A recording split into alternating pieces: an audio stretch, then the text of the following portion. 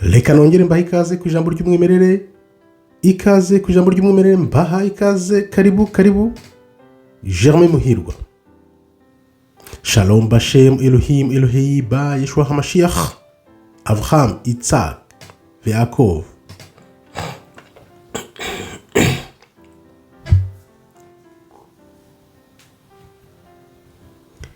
Reka nongere mbaha ikaze ku ijambo ry'umwimerere. Karibu. Mbaha ikaze ku ijambo ry'umwimerere. Germain Muhirwa. Shalom Bashem Elohim Elohei Avraham Isaac Yaakov ba Yeshua HaMashiach. Maze anachnu chorchim lilchot hayom. Tugiye kuganira iki uyu munsi? Tugiye kureba amasomo 7 twavana mu rupfu rwa Charlie Kirk wiciwe muri Amerika. Abirabura cyane abanyafrika, abanyarwanda ku bw'umwihariko, ni iyihe somo twavana muri biriya bintu? Urabona biri kuvugwa hirya no hino, reka tuze tubyinjiremo turebe byari byo. Mbere yo kubyinjiramo rero, kamanzi mbasuze mu izina ry'Uwiteka Imana ishobora byose, Imana ya Abraham, Isaka na Yakobo na Muhirwa, ni Imana yawe, ku mwami wacu Yeshua HaMashiach benshi bita Kristo. Nkuko nkubwiye rero, tugiye kureba amasomo 7 dushobora kuvana muri biriya bintu byabiri muri Amerika hicwa uriya Charlie Kirk. Isomo abanyafrika, abanyarwanda ku by'umwihariko twavanamo ni irihe, cyangwa isomo ngiye nawe twavanamo ni irihe? Ni byinshi biri kuvugwa ko byagenze, ibyo ntabwo byinjiramo. Ngiye kureba gusa amasomo twavana muri biriya bintu naho ibintu biri kugana. Katurebe rero isomo rya mbere yo kwinjira muri, kamanzi nkubwire nti kanda ho like ni ubuntu, kugira ngo ubutumwa nk'ubu bugere ku bantu benshi cyane, bamenye ukuri, bave mu kinyoma. Nkubwiye rero ni nawe ukomeje kwiyandikisha, ndagushimiye. Subscribe nawe utariyandikisha, abiyandikisha bako subscribe mwese ndabashimiye, kuko munyera kunyota ukuri amanywa nijoro. Isomo rya mbere rero turaza kuvugaho gato kuri Candace Owens birabana nabyo ari gushira hanze. Turaza kubivugaho gakeya, turebe uko bigaragara neza ko abantu bose basa nk'abamutereranye, asa nk'ari wenyine, ariko abandi bagiye hamwe. Nabyo turabireba, ese ibintu n'ubuhanuzi bw'ijambo ry'Imana buganisha mu minsi ya nyuma bimeze gute? Twinjiremo rero, wibuke kandi ho like, ubundi dukomeze tubandanye mu mugani n'amashinga nahe. Isomo rya mbere rero, ikiguzi nyakuri cyo kwibohora. Iyo urupfu rw'umuntu runyeganyije amahanga yose, ntabwo ari urupfu rusanzwe rw'umuntu, ahubwo n'ubutumwa bw'ubuzima abasigiye abantu. Uriya muhungu rero Charlie Kirk, urupfu rwe rwatumye amahanga yose yisuzuma, noneho ariyegeranya bishyira hamwe. Wabonye ko baje hamwe, cyane abazungu nibo navuga, ariko twebwe abanyafrika, abirabura muri Amerika, abanyarwanda ku bw'umwihariko, urupfu rwe rugomba kuba nk'inzogera cyangwa kutwibutsa, kutubatura, kugira ngo natwe tuze hamwe. Iyo rero urupfu atari rwo kiguzi cy'ubuzima bwawe mu byo uharanira cyangwa ukora, icyo gihe niyo abantu bumva bavuga bati ngo babaguze, bakabakoresha ibyo bashatse. Urabona ko umuhungu yerekanye ko udashobora kumugura ngo umukoreshe ibyo ushatse. Inyota y'amafaranga, kumenyekana, ibyo ni ibintu by'akanya gato bikugira umucakara kuruta ubucakara bw'iminyururu tuzi, bukaba ubucakara bw'ubwonko bwawe. Yarabyanze rero. Niyo mpamvu tutagomba kwigurisha mu gihe dufite umugambi Imana yadushyizeho kugira ngo tuwusoze. Umuntu wakubwira wese ngo agushyireho amafaranga ubyemere, ntuzabyemere. Nta kiguzi gishobora kugura gukora ugushaka kw'Imana, ntibikabe. Niyo mpamvu rero tutagomba kurangamira iby'isi by'akanya gato, ahubwo tugomba kurangamira iby'igihe cy'ubuziraherezo, nk'uko tubivuga muri paradizo. Niyo mpamvu rero kwibohora nyako gutangira iyo urupfu ari cyo kiguzi cyawe, amafaranga adashobora kugura. Iyo wiyemeje rero gupfira urupfu, iyo wiyemeje rero urupfu rwawe kuba ari cyo kiguzi, gupfira ukuri, ibyo nagiye kuvuga, iyo wiyemeje gupfira ukuri, gukiranuka n'ubwami bw'Imana, nibwo koko uvuga uti Imana aho yankuye nibyo byonyine bishobora gutuma mva hano mu bintu ndimo, atari amafaranga, atari kubanguze. Bibatabaye ibyo ngibyo rero, bitabaye ibyo bazakugura, kandi bakugura uzaba utatiye igihango n'isezerano n'Imana. Isomo rya kabiri, ingufu z'ubwiyunge. Ingufu z'ubwiyunge, wabonye uko ibihugu byose by'abazungu byaje hamwe. Charlie apfa ntabwo byigeze bibatanya, ahubwo byarabunze bose bajya kuri kode imwe. Ya kode imwe nkunda kuvuga iteka ryose. Ariko twebwe Abanyafurika, abirabura muri Amerika, Abanyarwanda, abonye byinshi cyane abo muri Amerika bavuze, biriya bintu ntabwo byari bikwiriye. Bo bagiye mu guterana amagambo, mu gutukana, mu kurwana intambara z'amagambo, aribyo byatumye bya bikomere yaba n'iby'ubucakara bizamuka, hazamo ivangura, hazamo ibintu byinshi cyane. Byahise byerekana ko, bitwerekana neza ko tugifite inzira ndende mu byerekeye ubwiyunge.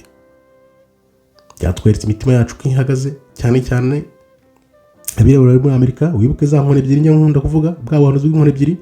Yes, nabyo ndaza kubigaruka ko n'ubuhanuzi ni Imana yacu yabahaye amahirwe ya nyuma y'abazungu wenda kugira ngo baze hamwe bihane, ariko se bizashoboka? Reka turebe. Niyo mpamvu rero tugomba kwiga ko ingufu zacu ntabwo ziri mu gutana, ahubwo ziri mu kuza hamwe kugira ngo twumve ibintu kimwe, tujye ku murongo umwe, kuri kode imwe, nk'uko nabo bari kuri kode imwe. Ibihugu rero byatweretse ko bigomba kuza hamwe, cyane cyane Amerika. Wabonye bamushyingura uko byagenze, abazungu bose baje hamwe, bose ahubwo bari gushaka kugaruka ku Mana, mu gihe twebwe tukiri mu guterana amagambo no gutukana.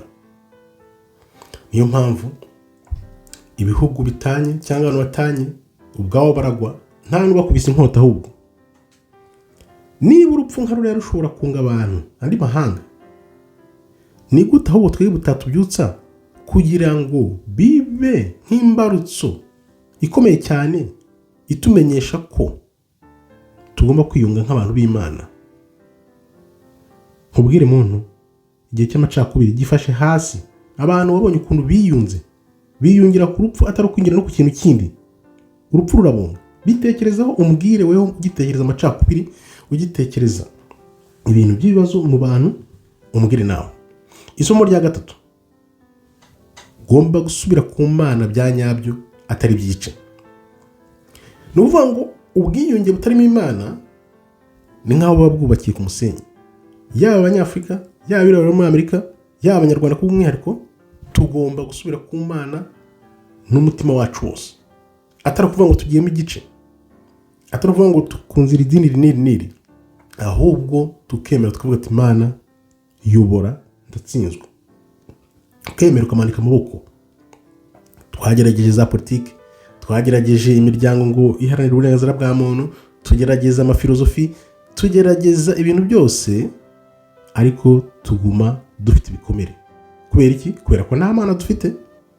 Ibyo byose bishoboka iyo usubiye ku Mana nyamana. Imana ibaho, Imana yomora, Imana irema, Imana isana imitima.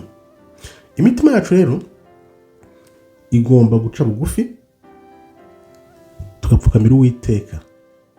Roho zacu zikarira Uwiteka kugira ngo atubabarire, twiyunge nanone.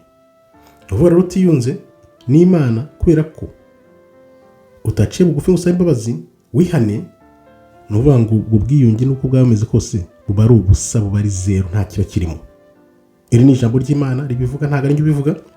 Niyo mpamvu rero Imana yonyine niyo ishobora gutuma tuzamuka iyo tuyikurikiye, dukurikiza amategeko yayo. Muri we, muri Kristo, nibwo urupfu nubwo yarutsinze, nirwo rwonyine Imana Kristo yatsinze kugira ngo azuke, none hazuke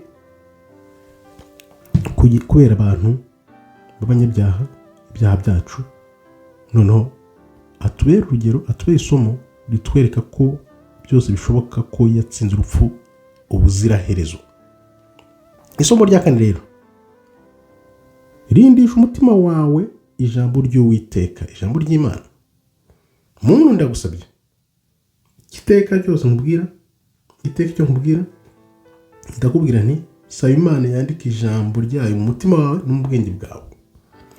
Andika ijambo ry'Uwiteka mu mutima wawe kugira ngo utazayobywa, kuko ibihe turimo ubuyobe bwawe bwinshi. Satani yigize umumarayika w'umucyo, ariko ababizi neza bazi mu ijambo, bari mu ijambo, ntabwo ashobora kubayobya. Ni ukuvuga ngo Satani ashobora gukoresha n'ibintu nka biriya kugira ngo ahubwo ayobye roho za muntu z'abantu benshi. Ni ukuvuga ngo rero udafite ijambo ry'Uwiteka riri mu mutima wawe, uzitiranya ibinyoma n'ukuri, noneho umwijima ukuganze aho kugira ngo uyoborwe n'urumuri. Niyo mpamvu rero Abanyafurika, abirabura muri Amerika, Abanyarwanda ko by'umwihariko mbabwiye ni mugomba kugendera ku ijambo ry'Imana aho kugendera ku marangamutima cyangwa se ibigaragarira muntu inyuma. Niyo mpamvu rero iryo jambo ry'Imana iyo ririmo uryibitseho urifite, rinyomoza rigaragaza neza ibyo binyoma byose. Umubisha agerageza iteka gucanganyikisha abantu kugira ngo abayobye, abacemo ibice, ariko ijambo ry'Imana rikwereka neza gahunda n'imigambi mibisha y'uwo mubisha. Niba rero ijambo ry'Uwiteka ritanditse ku mutima wawe, intambwe zose uzatera ntaho zizajya, ariko ufite ijambo ry'Uwiteka uzahagarara bwuma. Reka turebe rero isomo rya 5 tugomba kuvana muri ibi bintu. Gukorera Imana. Uyu ni umuhamagaro wo kugira ngo uze mu ijambo ukorere Imana.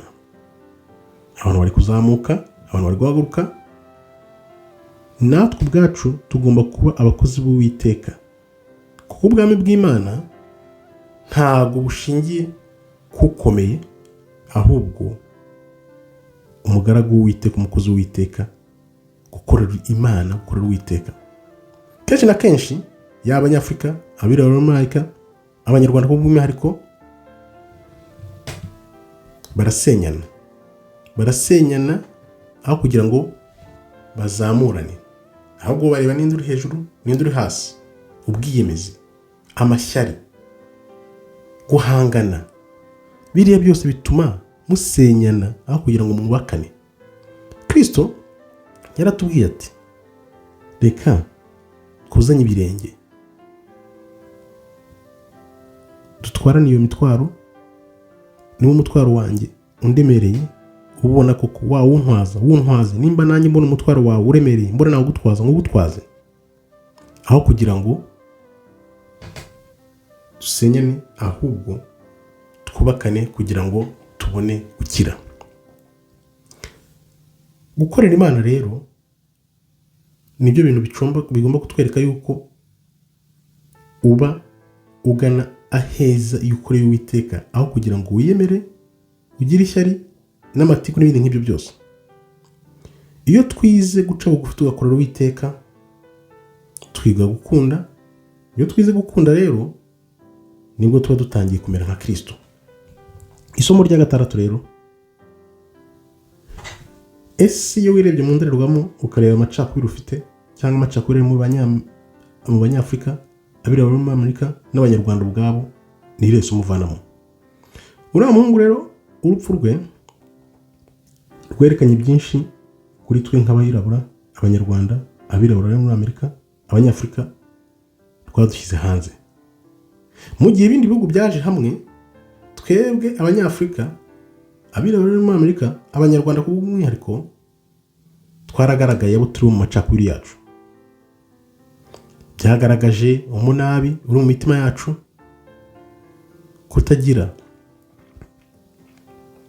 kutagira umutima muntu, roho yacu uko zimeze, roho zacu uko zimeze. Nta kuvuga ngo gukira muri roho zacu twagaragaje, ahubwo twaragaje amacakubiri. Ntabwo rero dushobora kwihisha inyuma y'imvugo n'ibyo bivuga ngo imiryango iharanira kwibohoza, bibaho ukundi kuko twaragaragayeho turi bonyine. Ukuri kuri hanze nibyo koko dufite intimba, ariko mu gihe tutarabyemera ntabwo dushobora gukira. Aho kwibaza rero impamvu abandi biyunga twebwe ntitwiyunge, reka twibaza ahubwo kuki tugitatanye. Ariko wenda navuga n'ubuhanuzi nabyo ndabyinjiyemo tubivuga kenshi na kenshi, ariko nzi ko ririya ari isomo rikomeye cyane dushobora kuvanamo. Intege nke zacu za muntu ntabwo ari byo twakorewe, ntabwo zigomba kugaragaza ibyo twakorewe, ahubwo nibyo twemera kuba muri twe. Ese twemera kubamo amacakubiri cyangwa urukundo? Izo nizo ntege zacu za muntu. Iki gihe rero kitubere nk'indorerwamo itwereka ibyo dukeneye guhindura. Iyo ndorerwamo rero itwereka ibyo tugomba guhindura kugira ngo dukire. Isomo rya 7 ari naryo rya nyuma, itegura ubwami bw'Uwiteka kuko buraje. Turi kure nk'ukwezi mu kwitegura kugira ngo turi ku Uwiteka dukoresha. Imitima yacu yuzuye urwango, ubugome, kwihimura, kwihorera. Ntabwo ukwizera kuri imitima yacu cyangwa n'urukundo. Ariko se wari uzi ko ubwami bw'Uwiteka buje? Ntabwo tugomba gushingira mu kwihimura, mu kwihorera, ahubwo tugomba kurangamira gukizwa. Ntabwo tugomba kugendera ku ntambara za hano mu isi kugira ngo twambike aya makamba, ahubwo tugomba kwitegura ubuziraherezo kubana n'Uwiteka umwami wacu Yeshua HaMashiach ari we Kristo. Ugomba guhitamo uyu munsi rero, ese uzakomeza kubaho utiteguye cyangwa se uzemera Imana ikoze ibunge kugira ngo dutere intambwe natwe tujye mbere. Ibi byose biba ibyabaye muri ino minsi byose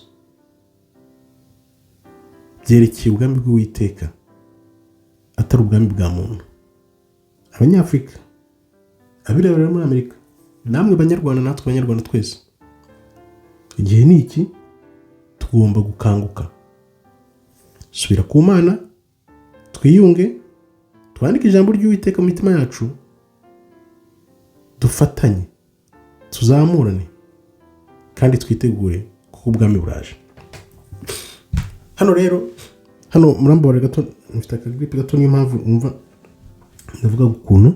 Reka dusubiremo hano mbabwire, ntabwo najya muko byagenze, ibintu nakurikiye igihe kirekire, ndashungura ndeba ukuntu uriya muhungu yagambaniwe n'abantu bamugendaga iruhande. Nicyo kintu nakubwira, uko byagenze ukundi ntabwo nabyinjiramo mu gihe nabo bakibishakisha, bakibitohoza hirya no hino. Ariko gusa reka nkwereke, hari umugore ufite ku mutima wo gushakisha, ariko biriya bintu ni ubuhanuzi, kuko njyewe narashunguye bwa mbere nkireba, ntabwo nari muzi cyane, ariko burya hari igihe ufite impano yo kureba ibintu ugatureba bimeze gute. Nkimubona bwa mbere numvaga bavuga ngo agira ivanguraruhu n'ibintu byinshi cyane. Narebye amavideo nka 3 nanjye mbitavuga uyu muhungu w'ivanguraruhu, uyu mutipe aravuga ibiki. Ariko umutima nkora urambwira, komeza wumva, utekereze nawe, ushungura, ureba. Ndeba amavideo 10, 20, 30 nyashyira hamwe, mbona ibyo yazize bavuga, mbona uko byagenze byose, ndareba kugira ngo ndebe ukuntu bimeze. Nza gusanga ahubwo uriya ni umuprofete Imana yari yahaye abazungu, profete wabo wa nyuma. Kandi abaprofete tuzi ko intumwa, abahanuzi, ni nk'umuhanuzi wabo Imana yari yarabahaye, none dore baramwirangirije. Bivuze iki rero? Bivuze ko ubutumwa yatangaga ko byagenze, ashobora kuba yaravuye mu murongo wabo, bakavuga ati umuntu iyo uvuye mu murongo wabo baravuga turi dangerous, uri umuntu mubi. Niko rero gufata imvugo wenda yavugaga barazitwistinga, barazihindura, noneho koko bamugira nk'umurasiste, bamugira nk'umuntu ufite ivanguraruhu. niko byagenze. Urabona ko ni ibintu byafashe igihe kirekire kuva muri za 2016 2020 kuzamuka aho ngaho, bamubona ukuntu yagiye azamuka, noneho bashaka kumugumisha mu murongo wabo, biranga, arahinduka. Amaze guhinduka rero uko byagenze ni kuri byagenze, ntabwo nabyinjiramo cyane, ariko ngewe nzi ko nizera ko byanze bikunze ibi bintu bibaye muri Amerika ntabwo bizashirwa nk'ibyabaye kera ku bandi bantu, kuko igihe turimo cya technology biriya bintu bizajya hanze. Kandi ngewe hari ikintu nabajije Imana, ndayibwira Imana nta mazina y'abari abantu bari bamwigira bari, ngiye kubona mbona baje babyivugira ubwabo, nahise ntangara. Umunsi umwe bivuze ngo rero hariho nashaka kuganisha kuri uriya mugore Candace Owens, ibintu ari gushyira hanze uko bimeze bivuze iki. Uriya mugore Candace Owens nubwo abanyafurika benshi bamupinga bitewe n'ukuntu yamye yamagana abirabura cyane, ariko aza gukanguka amenya ko ubwoko bw'Imana ari abirabura bivuye kuri tweet, icyo gihe cyitwa Twitter, yatwitwinze n'uriya Kyrie Irving, uriya ukina basket, uri ukomeye cyane ukina basket, wakoze iriya tweet avuga ko yerekana ya video from Negro to America, no, from Hebrew to Negro.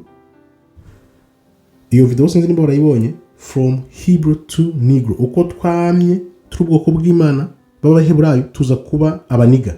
Byagenze gute? Iyo video yateye ibibazo bikomeye cyane, ubwo Kyrie Irving uriya ukina basket bamushyize ibikesi cyane bikomeye ko ariko rivangura barabita Abayahudi. Noneho niho ba Candace Owens baje kubonera ko ubwoko bw'Imana ari abirabura, barazamuka bahita bahinduka. Amaze guhinduka rero kubera ko yazamuka yinura mu Charlie Kirk urabishe, noneho bafata inzira zabo, maze gufata inzira zabo nibwo bahise bavuga ati abantu, you are enemy of state, umwanzi w'igihugu, umwanzi wabari abantu nyine bakoreraga ko bamanje kubana nabo. Noneho icyo nabivugiraga ni iki, kuba Charlie yarazamutse kuriya ari kumwe na Candace Owens, ikintu cyanje mu mutwe gikomeye cyane kandi niho bigana. Nahise mbona ishusho y'uriya Esteria bari muri Persia, waje kuba umugore w'umwami, noneho arukora ubwoko bwe. Candace Owens rero byinshi batari kubona abantu bamutuka cyane, kwiyemeza gukora biriya binarimo, ntabwo ari we wenyine uri kubyikorera.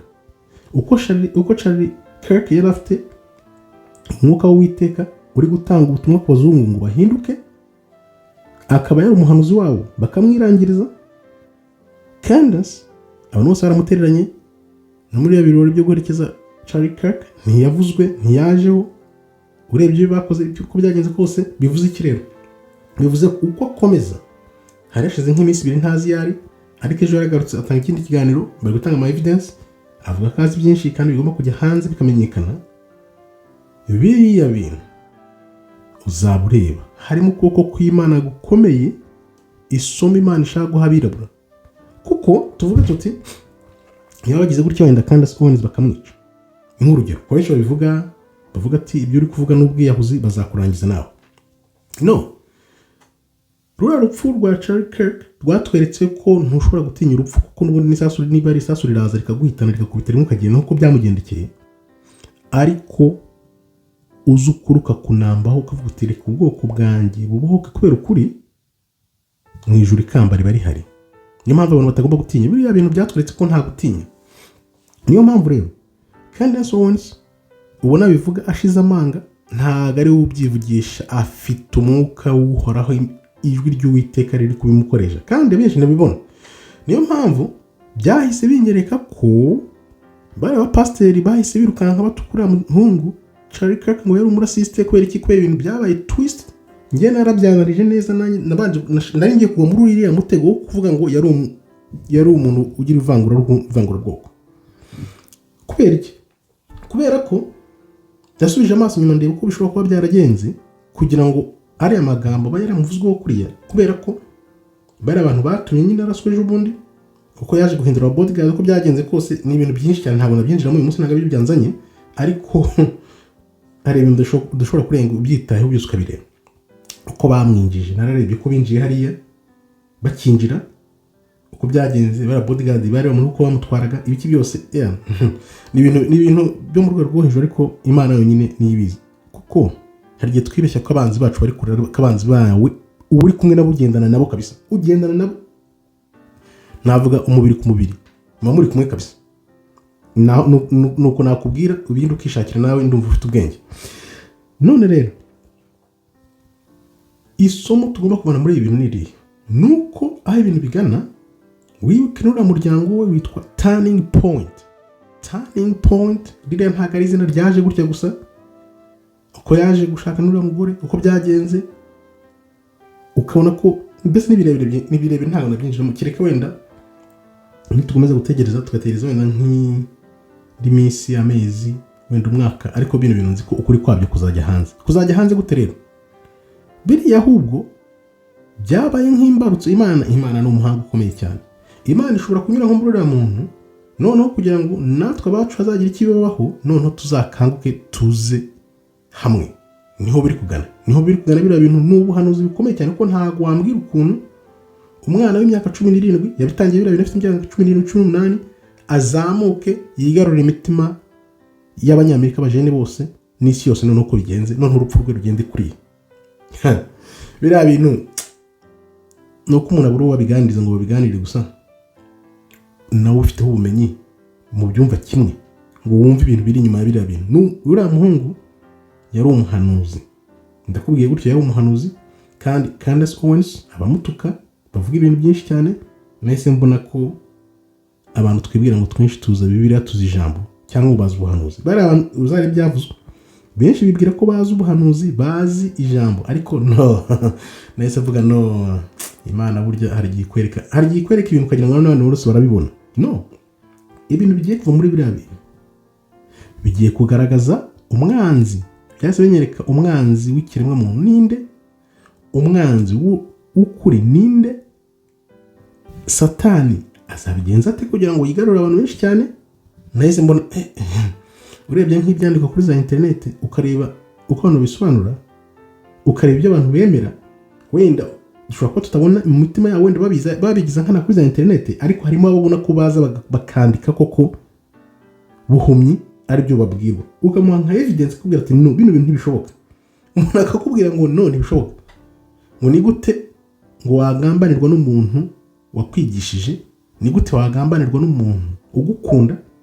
Ariko benshi bari kubasubiza bati, Yuda ajya kuganira Kristo baragendanye, bagendana igihe kirekire, ariko Kristo urukundo yamweretse, ko Kristo wibuka ko yari afite ubumana muri we, yari azi ko azamugambanira, kuko wibuka na Kristo yaravuze ngo umwe muri mwebwe azangambanira. Urumva ko Kristo yari abizi.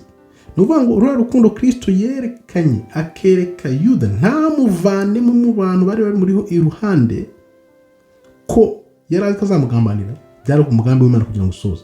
Ndibaza na Charlie Kirk byanze bikunze abonye bamubwiye amahinduka, kuko uriya muntu wakoraga ibimenyetso, wakoraga ibiki byose, yarivugiye ngo amezi 6 mbere yuko apfa, ngo yaramuhamagara amubwira ngo ese ko mbona abantu bashaka kugenderera cyane, kandi noneho bagushaka kugira ngo bakwice, waba warakajije umutekano wawe? Ngo ndingo yaramusubije ngo yego. Niho rero byaturutse bahindura abamurinda. Urumva bahindura abamurinda bigenze uko. Urumva nawe uko bimeze, ntabwo nabyinjiramo cyane. Icy'ingenzi rero nakubwira, komeza ubikurikiranire hafi, witegure ujye mu ijambo, kuko nzi neza ko byanze bikunze abantu bari kubishakisha ni hirya. Bo bari bazi ko bishe umuntu ibintu birangiye, ariko urabona uko byagenze. Sinzi ko wenda ababizi, wenda murabizi, abatabizi ntabwo babizi. Niyo mpamvu nk'umuntu rero nk'ibyo abantu benshi bari gukurikira byose, biriya bintu n'ibintu bagomba gukurikira bakamenya bimeze gute, ukamenya ukuri kurimo, kuko buriya ni ubuhanuzi. Aho twemereye ko ari ubuhanuzi ni gute rero?